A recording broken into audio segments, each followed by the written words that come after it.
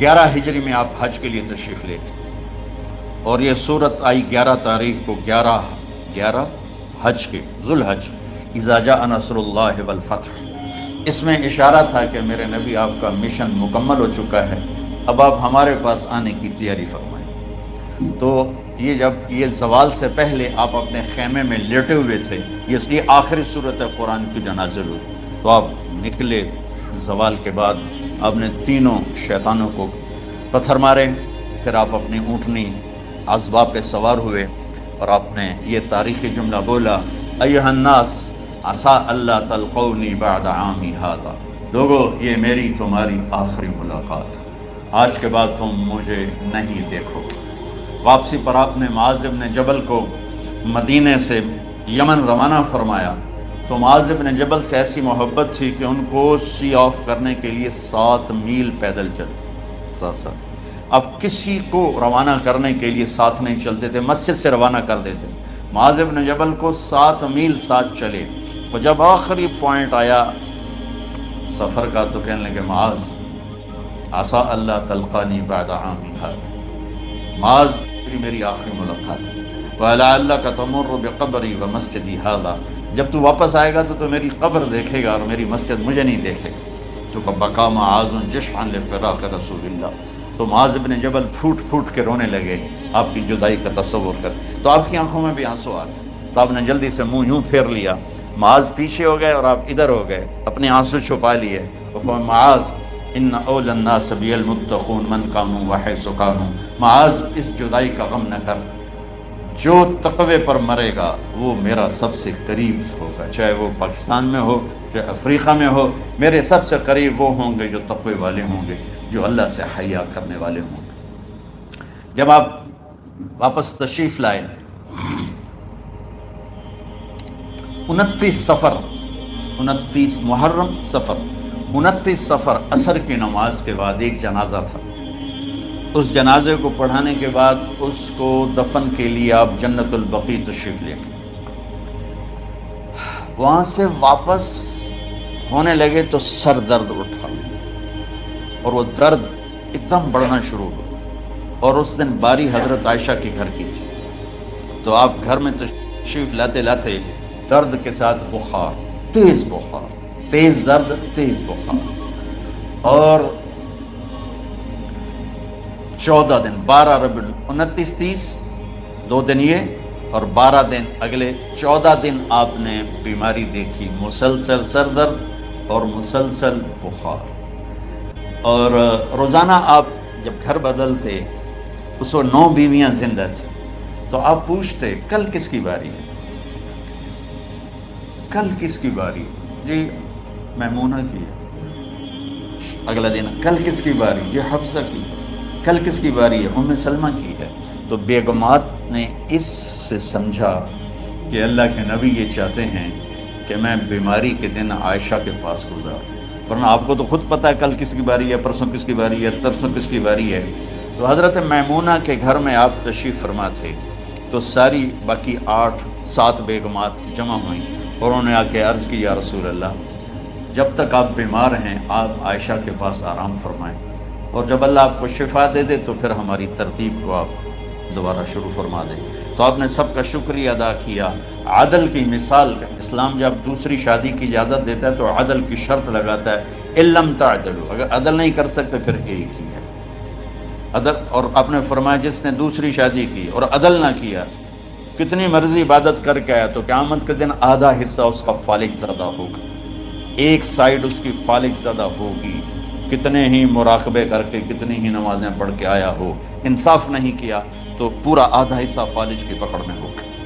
جب سب بیگمات نے یہ کہہ دیا کہ آپ وہاں گزاریں تو آپ نے شکریہ ادا کیا، علی اور عباس کو بلایا، ان کے کندھوں پہ آپ نے یوں ہاتھ رکھے اور آپ کے پاؤں یوں زمین پہ لگ رہے، آپ پورا پاؤں نہیں لگا پا رہے تھے کمزوری سے، یہ پوزیشن تھی اس طرح، اور یہ پیر کا دن تھا، آپ حضرت عائشہ کے گھر میں داخل ہوئے، اور اگلے پیر کو حضرت عائشہ کے گھر میں آپ اپنے اللہ کے پاس چلے گئے۔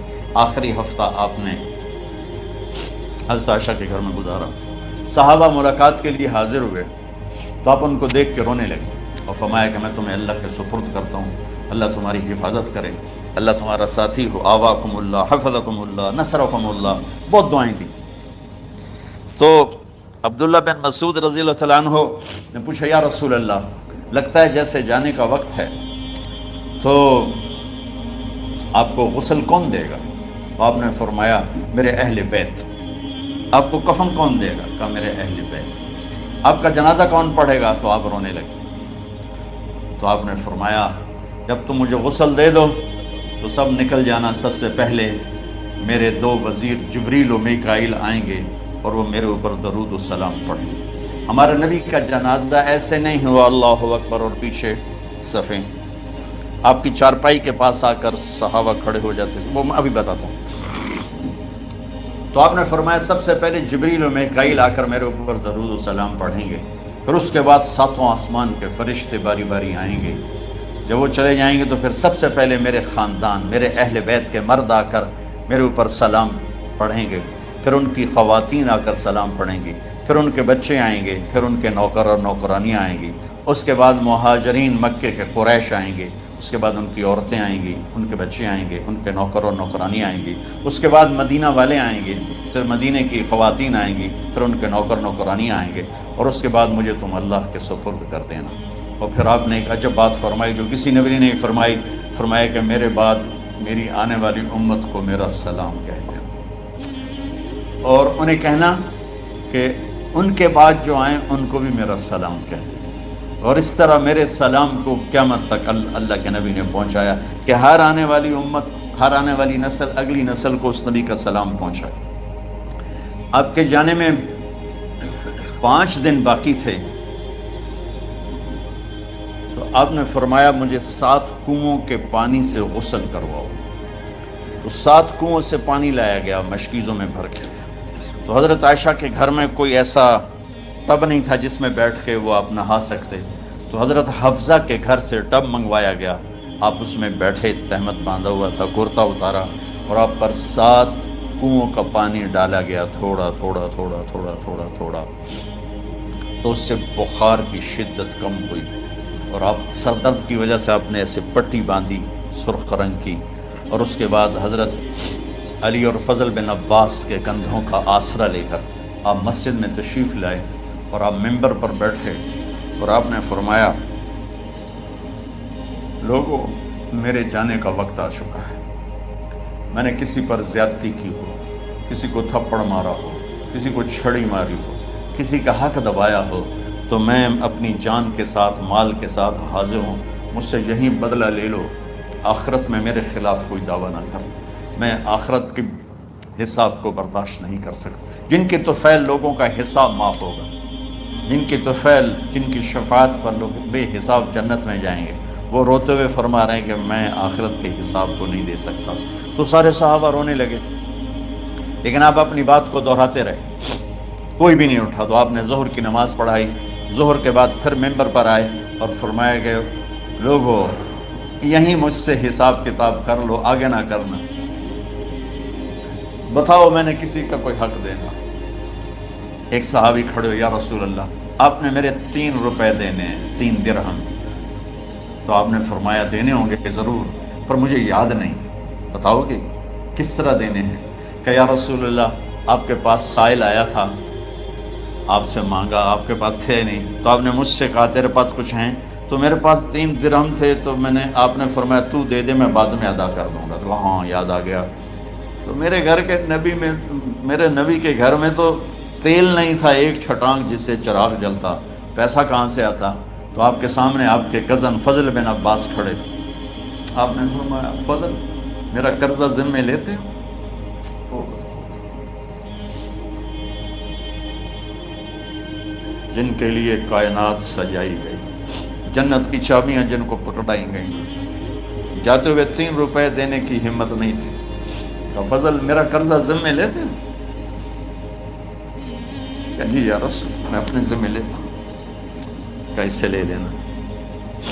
آپ گھر تشریف لے گئے، نماز کے لیے آتے تھے، پڑھاتے تھے۔ جمعرات کو عشاء کی نماز پڑھانے کے لیے اٹھ نہیں سکے، گر گئے۔ پھر اٹھنے لگے، اٹھ نہیں سکے، گر گئے، پھر اٹھنے لگے، اٹھ نہیں سکے، تو آپ نے فرمایا ابو بکر سے کہو نماز پڑھائے، عشاء کی نماز۔ ابو بکر ذرا پیچھے کھڑے تھے، عمر آگے کھڑے تھے، تو لوگوں نے کہا نماز ہی پڑھاؤنی، کوئی پڑھا دے، تو انہوں نے حضرت عمر کو آگے کیا، انہوں نے کہا اللہ اکبر۔ جب حضرت عمر کی تکبیر سنی تو آپ نے اندر سے زور سے فرمایا عمر کو پیچھے کرو، ابو بکر کو آگے کرو، میرے رب کا فرمان ہے میرے مصلی پر ابو بکر کے سوا اور کوئی کھڑا نہیں ہو سکتا۔ جمعرات کی عشاء، جمعہ ہفتہ اتوار کی 15 نمازیں اور پیر کی فجر کی 16 اور جمعرات والی 17 نمازیں ابو بکر نے پڑھائیں میرے نبی کی موجودگی میں۔ ہفتے کے دن ظہر یا عصر میں آپ علی و فضل بن عباس کے کندھوں پر ہاتھ رکھ کے مسجد میں داخل ہوئے اور ابو بکر نماز پڑھا رہے تھے۔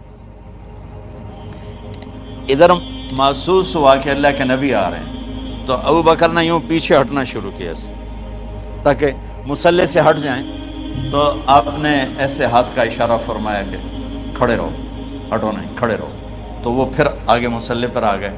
تو آپ تشریف لائے اور الٹے ہاتھ ابو بکر کے ساتھ بیٹھ کر آپ نے ظہر یا عصر کی 4 رکعت نماز ابو بکر کی امامت میں عطا فرمائی۔ یہ آپ کی آخری نماز تھی مسجد کے اندر امت کے ساتھ، اور تشریف لے کے جمعے کا دن تھا، جبریل آئے، یا رسول اللہ مجھے اللہ نے بھیجا ہے کہ جاؤ میرے محبوب کا حال پوچھ کے آؤ۔ اللہ، تو اب درد اور بخار دونوں چیزیں تھیں، سر کا درد بھی ہیوی ویٹ تھا اور بخار بھی، تپش۔ تو آپ نے کہا جبریل تکلیف ہے، تکلیف میں۔ ہفتے کا دن پھر جبریل آئے، یا رسول اللہ مجھے اللہ نے بھیجا ہے کہ جاؤ میرے محبوب کا حال پوچھ کے آؤ۔ پھر آپ نے فرمایا تکلیف میں۔ اتوار کو پھر جبریل آئے، یا رسول اللہ نے بھیجا ہے کہ جاؤ میرے محبوب کا حال پوچھ کے آؤ۔ 12 ربیع الاول آ گئی، 632 عیسوی اور 11 ہجری، آپ کی طبیعت میں بشاشت آئی۔ تو صحابہ نماز پڑھ رہے تھے، آپ نے دروازہ کھول کے سب کو یوں دیکھا، تو حضرت انس فرماتے ہیں ہم سب نماز میں تھے، لیکن جب دروازہ کھلنے کی آواز آئی اور اللہ کے نبی کا چہرہ، تو ہم سب نماز میں یوں ہو گئے، نماز کے اندر ہی سارے اللہ کے نبی کو دیکھنا شروع کر دی، بھول ہی گئے کہ نماز پڑھ رہے ہیں، ایسے گم ہو گئے آپ میں۔ تو آپ نے جلدی سے دروازہ بند فرما دیا۔ یہ آپ کی آخری زیارت تھی اپنی امت کے لیے، اس کے بعد آپ اپنے اللہ کی طرف کا سفر شروع کیا۔ تو اشراق کے بعد آپ نے اپنے بیگمات کو بلایا، ان کو بتایا نہیں کہ میں آج جا رہا ہوں، سب سے ملے، سب کو الوداع کیا اور انہیں بھیجا۔ اس کے بعد آپ نے حضرت فاطمہ کو بلایا، جنت کی عورتوں کی سردار، سب سے زیادہ محبوب بیٹی، سب سے زیادہ جگر کا ٹکڑا، دل کا ٹکڑا، کا جس نے فاطمہ کو دکھ دیا مجھے دکھ دیا، جس نے اسے سکھ دیا مجھے سکھ دیا۔ ہاں، ان کو قریب کا، بیٹی قریب ہو، تو ان کے کان میں کہا میں جا رہا۔ وہ رونے لگی، تو ہم نے کہا رو نہیں، چند دنوں کے بعد تیری میری ملاقات ہو جائے گی سب سے پہلے۔ تو 6 ماہ بعد حضرت فاطمہ کا بھی 24 سال کی عمر میں یا 25 سال کی عمر میں انتقال ہو گیا۔ ان کو رخصت فرمایا۔ پھر آپ نے داماد مولا علی کو بلایا، ان کا سر اپنی گود میں رکھا اور ان کے سر پہ اور کمر پہ ہاتھ پھیرتے رہے اور ان کو دعائیں دیتے رہے، آہستہ آہستہ تھی، آواز اونچی نہیں تھی، پست آواز تھی، اور یوں سر پہ کمر پہ، سر پہ کمر پہ، اور دعائیں دے رہے۔ ان کو رخصت فرمایا۔ آخر میں اپنے جگر کے ٹکڑے حسن اور حسین کو بلایا۔ ایک آپ کو حدیث سنا تھا، میرے نبی نے فرمایا اپنے بچوں کو عزت دیا کرو، اکرموا اولادکم۔ خاص طور پہ ان ماؤں سے کہتا ہوں کہ جب ہم بچوں سے عزت چھین لیتے ہیں، ان سے ہم سب کچھ چھین لیتے ہیں۔ پڑھے نہیں ہو، اسکول نہیں گئے ہو، ٹیوشن نہیں پڑھی ہے، ہوم ورک نہیں کیا ہے، یہ کیوں کھایا، یہ کیوں پہنا، اس پر جب ماں اور باپ بچے کو ذلیل کرتے ہیں تو اب یاد رکھیں آپ ان کے دلوں میں اپنے لیے نفرت بھر رہے ہیں۔ میرے نبی نے فرمایا بچوں کو عزت دو، اولاد کو عزت دو، وہ عزت تمہیں واپس کریں گے جب تمہیں ضرورت ہوگی۔ جب تم ان کے محتاج بنو گے تو پھر وہ عزت تمہیں واپس ملے گی. اگر ڈانٹ ڈپٹ تربیت کے نام پر کچھ نہیں ملے گا. تو آپ حسن حسین کو کیا عزت دیتے تھے؟ آپ نماز پڑھا رہے ہیں، نماز ہے مسجد کے اندر، گھر میں نہیں ہے، اور آپ سجدے میں گئے، دونوں بھائی کود کے کمر پہ چڑھ گئے. کوئی ہمارے آج کا دیندار ہوتا اس سے ہی انہوں نے 2 لتر مارنے آئے. آپ نے سجدہ لمبا کر دیا. صحابہ کو خوف ہوا کہ آپ فوت ہو گئے. عبداللہ بن مسعود سر اٹھا کے دیکھا تو دونوں بھائی کمر پہ چڑھے ہوئے تھے اور آپ سجدے میں پڑے ہوئے تھے. انہوں نے ہاتھ آگے بڑھایا اتارنے کے لیے، تو آپ نے بغلوں سے دیکھا کہ کوئی ہاتھ آ رہا ہے بچوں کو اتارنے کے لیے. تو سجدے میں ایسے ہاتھ ہوتے ہیں، تو آپ نے یوں کر کے ان کو روک دیا اشارے سے. جب تک حسن حسین علیہم السلام کمر پہ سوار رہے، میرے نبی نے سجدے سے سر نہیں اٹھایا. یہ عزت دی. اور جب وہ اترے پھر آپ سجدے سے اٹھے، سلام پھیرتے ہی آپ نے دونوں بچوں کو گود میں لے کے فرمایا میرے ماں باپ ان پہ قربان، انہیں تکلیف نہ دیا کرو. اور آپ ان کے لیے گھر آتے، روزانہ ٹائم نکالتے. آج والدین کے پاس اولاد کے لیے ٹائم نہیں، کل اولاد کے پاس والدین کے لیے ٹائم نہیں ہوگا. اپنے بچوں کو میں یہ نہیں کہتا ہوں بیٹھ کے نصیحتیں کرو، صرف محبت ٹرانسفر کرو، ٹائم دو، موبائل آف کرو، ٹی وی آف کرو، اور صرف آپ اور بچوں میں ایک ایسا تعلق ہو کہ ان کا بلوٹوتھ بھی آن ہو جائے، آپ کا بلوٹوتھ بھی آن ہو جائے، اور سارا ڈیٹا ٹرانسفر ہو جائے. بلوٹوتھ کو آن کیے بغیر ڈیٹا ٹرانسفر ہوگا؟ دسو بھائی. تو ہمارے بچوں کے بلوٹوتھ آف ہیں اسکولنگ کی وجہ سے، ڈانٹ ٹپٹ کی. 3 سال کا بچہ بھلا اسکول جانے کے قابل ہوتا ہے؟ 3 سال کا بچہ ماں کی گود کے لیے ہوتا ہے، باپ کی چھاؤں کے لیے ہوتا ہے. وہ روتا ہوا جاتا ہے، روتا ہوا آتا ہے. روزانہ ماں باپ سے نفرت اپنے اندر وہ پیدا کرتا ہے اور اس کو پالتا ہے، بڑھاتا ہے. آپ گھر میں تشریف لاتے اور حسن حسین کے لیے گھٹنے ٹیک دیتے، ہاتھ ٹیک دیتے، آؤ بچوں اپنے اونٹ پہ چڑھ جاؤ. دونوں بچوں کو کمر پہ چڑھا کے اور پورے کمرے میں چکر لگاتے تھے. پھر پوچھتے تمہاری سواری کیسی ہے، اونٹ کیسا ہے؟ پھر دونوں کو اتار کے زینب کو بٹھاتے اور زینب کو پورے کمرے کا چکر لگواتے. شہنشاہ ہے انبیاء کے بادشاہ نہیں، پوری کائنات کی اللہ تعالیٰ نے آپ کو بادشاہی عطا فرمائی، سرداری عطا فرمائی، اور کائنات کی سب سے زیادہ مصروف ترین اور ذمہ دار ترین ہستی. روزانہ بچوں کے لیے ٹائم نکالتے تھے. ادھر چھوٹا سا تاجر کہتا ٹائم کوئی نہیں، یا مائیں کہتی ہیں ٹائم کوئی نہیں. ہائے ہائے ہائے، جگر کے ٹکڑوں کو بلایا، جو ہی سینے سے لگایا آنسو شروع ہو گئے. بیویوں کو رخصت کیا، خاموش. بیٹی کو رخصت کیا، خاموش. داماد کو رخصت کیا، خاموش. جو ہی بچوں کو سینے سے لگایا تو آپ کے آنسو نکلنا شروع ہو گئے. ایک زہر میں تڑپ تڑپ کے مرے، ایک کا سر کٹ کے نیزے پہ چڑھا. میرے نبی آگے آنے والے زمانے میں دیکھ رہے تھے کہ میرے بچوں کے ساتھ کیا ہونے والا ہے. اس پر آپ بے قرار ہو کر روئے، بولے کچھ نہیں. ان کو بھی رخصت فرما دی. جب وہ چلے گئے تو جبریل آ گئے. یا رسول اللہ، باہر ملک الموت دروازے پر کھڑا ہے، اندر آنے کی اجازت چاہتا ہوں. تو آپ نے فرمایا آ جائے. میں نے کب روکا؟ تو ملک الموت اندر آیا. ایک فرشتہ اور بھی تھا. کہا السلام علیکہ یا رسول اللہ. یا رسول اللہ، میں آپ کو سلام پیش کرتا ہوں، میں نے کبھی کسی کو سلام نہیں کیا. آپ کے رب نے فرمایا جب جاؤ تو اجازت لے کے جانا، بن اجازت اندر نہ جانا. میں کبھی کسی سے اجازت نہیں لیتا. اللہ تعالیٰ نے فرمایا آنا چاہیں تو لے آنا، رہنا چاہیں تو چھوڑ کے آ جانا. یہ اختیار اللہ نے کبھی کسی کو نہیں دیا. آپ پہلی اور آخری ہستی. تو آپ نے فرمایا اگر میں اجازت دے دوں تو میری جان نکالو گے؟ تو اللہ کے امر کا پابند. تو آپ نے جبریل سے پوچھا کیا کہتے ہو، تم کیا کہتے ہو؟ جبریل نے کہا یا رسول اللہ، اللہ آپ کی ملاقات کے شوق. میرے بھائی بہنوں، اللہ سے یہ دعا کیا کرو کہ اللہ ایسی موت دے جب جانے کا وقت ہے تو ہماری ملاقات کے شوق. ایک صحابی کا انتقال ہوا، آپ نے ان کی قبر پہ جا کے یہ دعا کی، یا اللہ طلحہ جب تیری بارگاہ میں پیش ہو تو اسے دیکھ کے مسکرائے، یہ تجھے دیکھ کے مسکرائے. سارے دکھ درد دور ہو جائیں گے۔ تو جبریل بولے یا رسول اللہ آپ کی ملاقات کا شوق۔ آپ نے فرمایا جاؤ اللہ سے پوچھ کے آؤ میرے بعد میری امت کے ساتھ کیا کرے گا، جاؤ پوچھ کے آؤ حسن حسین کے ساتھ کیا کرے گا، یہ پوچھنا۔ ہر کوئی اپنے بچوں کو یاد کرتا ہے، مرنے والے بچوں کو یاد کر، بچے میلاد۔ میرے والد اچانک ہارٹ اٹیک میں فوت ہو گئے تو ہماری بہنیں موجود نہیں تھیں، میری 2 بہنیں، تو میرے والد بار بار کہتے میری دھیاں میں ملا دے، میری دھیاں میں ملا دے۔ اور میرے نبی نے کہا میری امت کا مجھے بتاؤ پہلے کیا کرو گے۔ حسن حسین کا نہیں کہا، جن کو ذبح ہوتے بھی دیکھا، زہر میں تڑپتے بھی دیکھا۔ واہ یا رسول اللہ، آپ نے کیا وفا کی اور ہم نے کیا صلت، سارے خنجر انہی کے سینے میں ہی اتار دیے، ہر تیر کھینچ کے آپ کے جگر کے پار کیا، ہر نافرمانی کا ٹھیکہ لے لیا۔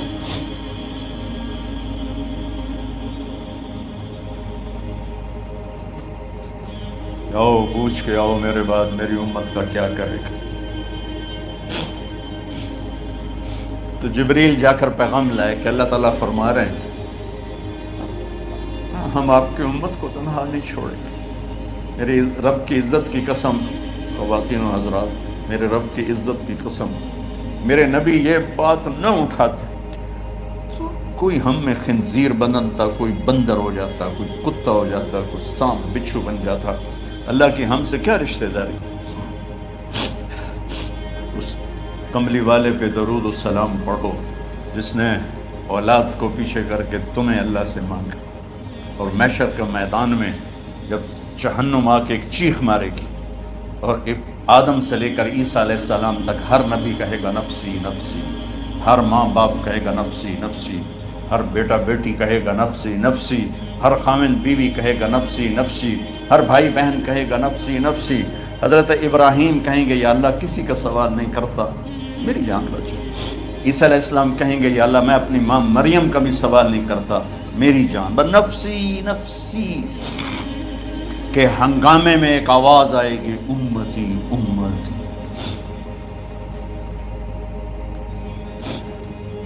کون ہے یہ؟ ساری دنیا نفسی نفسی کہہ رہی، یہ کون ہے امتی امتی کہنے والا؟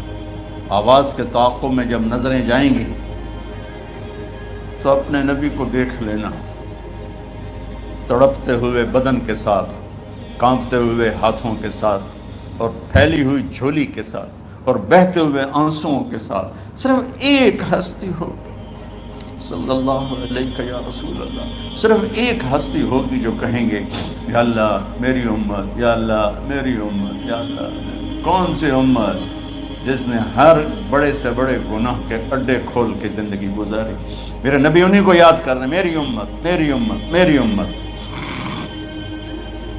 جب تک اللہ نے یہ نہیں کہا کہ آپ کی امت کے بارے میں راضی کر دوں گا، آپ نے فیصلہ نہیں کیا کہ چلو ملک الموت اللہ کی تقدیر کو پورا کر، اور جاتے ہوئے 2 نصیحتیں فرمائیں، وہ بھی بچوں کے لیے نہیں، بیویوں کے لیے نہیں، امت کے لیے۔ الصلاۃ وما ملکت ایمانکم، اے میری امت نماز نہ چھوڑنا،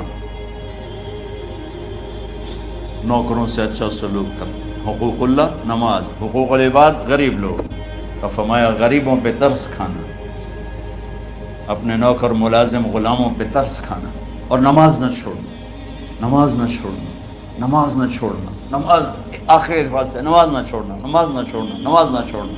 رب حضرت عائشہ کے سینے پر اس طرح نیم دراز تھے، حضرت عائشہ یوں سیدھا بیٹھی ہوئی تھی۔ اب فرمایا کہ مجھے فخر حاصل ہے، مات فی سحری و نحری، میرے نبی نے میری گردن اور سینے کے درمیان اللہ کو جان پیش کی۔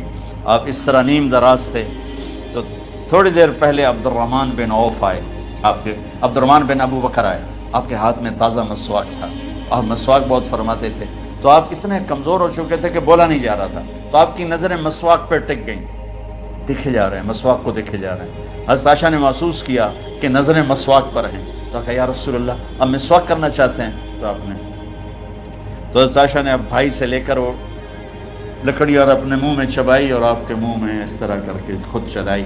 کہا میں وہ خوش قسمت ہوں جس کا لعاب آخری غذا تھی جو میرے نبی کے منہ میں گیا، وہ حضرت عائشہ کا لعاب مبارک تھا. اور پھر اس کے بعد اگلا یہ سارا واقعہ ہوا تو آپ نے کہا الصلاۃ وما ملکت ایمانکم، ایک نماز نہ چھوڑنا، ایک اپنے نوکر نوکرانی غلاموں سے اچھا سلوک کرنا، اور پھر اللہم الرفیق الاعلی، یا اللہ بلا لے. جب آپ نے اعلان کیا کہ چلو تقدیر کو پورا کرو تو جبریل بھی غمگین ہو کر کہنے لگے یا رسول اللہ پھر میرا بھی آج دنیا میں آخری دن ہے، آج کے بعد میں بھی کبھی اس دنیا میں لوٹ کے نہیں آؤں گا، یعنی وحی کے ساتھ. آپ کی آنکھیں بند ہوئیں. حضرت عائشہ رضی اللہ تعالیٰ عنہ کی چیخنے کی تو ساری بیگمات دوڑی دوڑی آئیں تو آپ کی منزل پوری ہو چکی تھی. تو آپ کو لٹایا گیا اور چادر ڈال دی گئی. ابو بکر رضی اللہ تعالیٰ عنہ اپنی دوسری بیگم کے پاس گئے تھے عوالی، 3-4 میل پتہ چلا تو وہاں سے گھوڑے پر وہ دوڑتے ہوئے آئے اور آ کر آپ کے ماتھے سے چہرے سے کپڑا ہٹایا اور آپ کے ماتھے پر بوسہ لیا تو آپ کے آنسو ماتھے پر گرے. کوا و نبیّا و خلیلا و صفیہ، ہائے میرا نبی، ہائے میرا دوست، ہائے میرا خلیل، ہائے میرا جگر. کہ یا رسول اللہ آج کے بعد آپ کوئی دکھ نہیں دیکھیں. جب آپ درد سے بے قرار تھے اور بی بی فاطمہ رضی اللہ تعالیٰ عنہ ساتھ بیٹھی تھی تو آپ کی بے قراری کو دیکھ کر وہ رونے لگی کہ ہائے میرے ابا کا درد، ہائے میرے ابا کا درد. تو میرے نبی نے کہا ما علی ابیک کرب بعد اليوم، بیٹی آج تیرے باپ کے دکھ کا آخری دن ہے، آج کے بعد کوئی دکھ نہیں دیکھیں گے. تو صدیق نے کہا آپ آج کے بعد کوئی دکھ نہیں دیکھیں گے. آپ تشریف لے گئے مسجد میں تو کوہرام مچا ہوا تھا، کچھ گمسم تھے اور عمر رضی اللہ عنہ تلوار اٹھائے ہوئے تھے. جو کہے گا اللہ کا نبی فوت ہو گیا میں سر اڑا دوں گا، وہ فوت نہیں ہوئے، وہ اللہ کے پاس گئے. ایک جنونی کیفیت پیدا ہوتی، وہ واپس آئیں گے سارے کفار سے جہاد کریں گے. تو ابو بکر ممبر پر آئے، کہا عمر بیٹھ جاؤ. عمر کہنے لگے نہیں بیٹھتا، انکار نہیں بیٹھتا. وہ تلوار ایسے سبحان اللہ واہ صدیق واہ. آپ نے ممبر پہ کھڑے ہو کر کیا سونے سے بھی لکھے جائیں تو کم ہے، قیمت اس سے زیادہ ہے. میرے صدیق نے کہا لوگو من کان یعبد محمدا فإن محمدا قد مات، جو محمد کی پوجا کرتے تھے تو آج محمد کو اللہ نے موت دی تھی. ومن کان یعبد اللہ فإن اللہ حی لا یموت، اور جو اللہ کی پوجا کرنے والے ہیں وہ یاد رکھو ان کا اللہ زندہ ہے، موت سے پاک. پھر آپ نے انک میت وانہم میتون، میرے محبوب آپ کو بھی موت آئے گی اور ان سب کو موت آئے گی. حضرت عمر فرماتے ہیں جب میں نے یہ آیت سنی تو میں یوں نہیں گرا، ایسے گرا سیدھا، ٹانگوں سے جان نکل گئی تو یوں گرے ایسے یوں، اور کہنے لگے مجھے یقین ہو گیا کہ موت آ گئی اور اللہ کے نبی ہمیں چھوڑ کے چلے. تو